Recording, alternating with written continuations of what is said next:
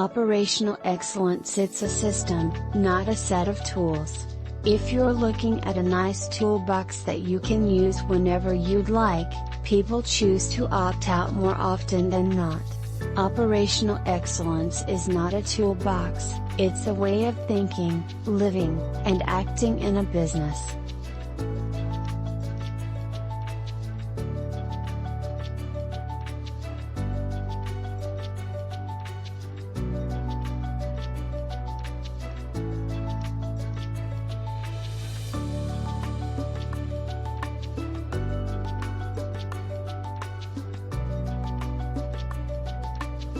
The system starts with a management team or a steering committee, and they need to set a clear direction where they want to go.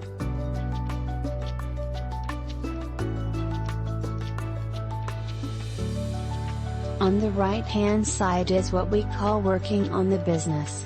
It's about disassociating yourself from the content of the work, to be able to look at the processes and see if they are meeting your requirements or not. You need to back away and watch people working so that you understand what is really going on. That is working on the business.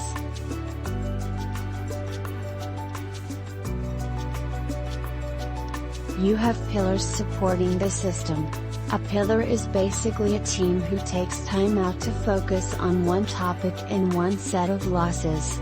They might concentrate only on quality, or maintenance-related issues, or industrial engineering issues, or production flow issues, etc.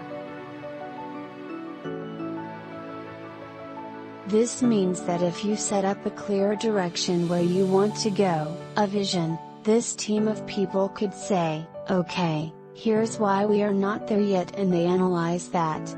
They do something that's called loss intelligence.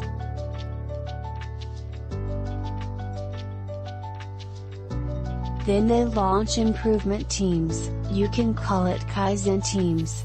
That is a team of people who will work together to eradicate a defined problem.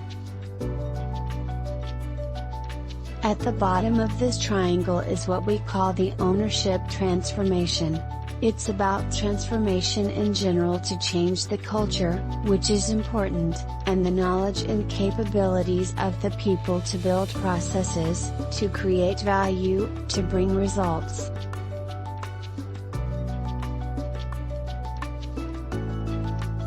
In your everyday working life, you could potentially use the thought process of operational excellence while performing your daily tasks. What that means is that there are only two things you can focus on to improve your output. Good news, it's not 200 things. There are just two. You can add time. You can reduce your losses. The definition of a loss is everything outside of the ideal. So if you can do something in an ideal way, you have no losses, that's the fastest you can go.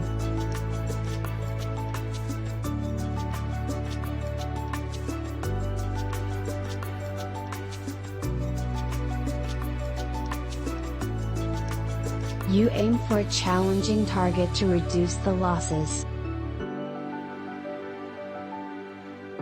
That's the fastest you can go.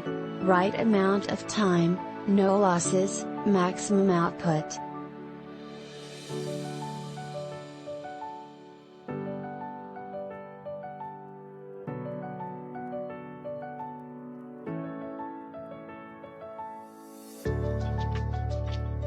You need to learn what is really right or wrong.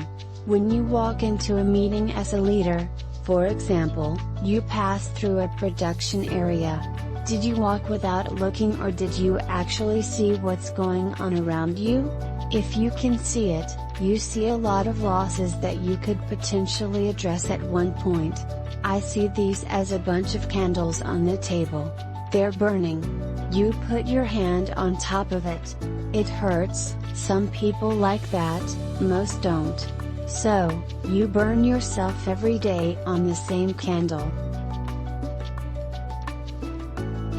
In the performance control system world, which is the left-hand side, working in the business, it's all about understanding what losses you have and attacking them to create the output. You can see trends in the week and attack that once a week. Each month you will view it in a financial context. So that creates, working on the business, transformation, and working in the business.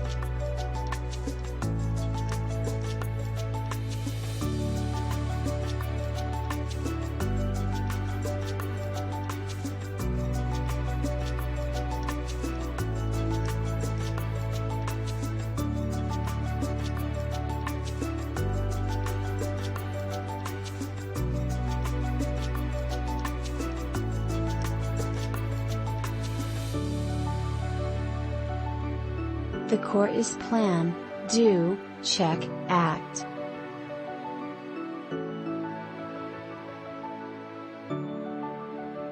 So, where are you going to do these improvements as a practitioner? In Operational Excellence we talk of Gemba, the place of truth. In practice this means the shop floor, office, or any place the work is actually happening.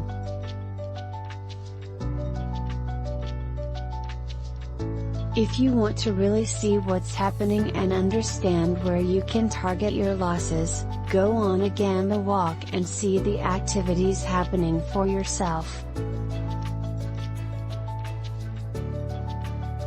You have good leadership of managing change, loss intelligence, loss eradication, and loss prevention. You have to stop and act differently when launching new machines and products and new people into the process. Part of the analysis process is a lot of learning. What type of problems do you constantly introduce into your own business?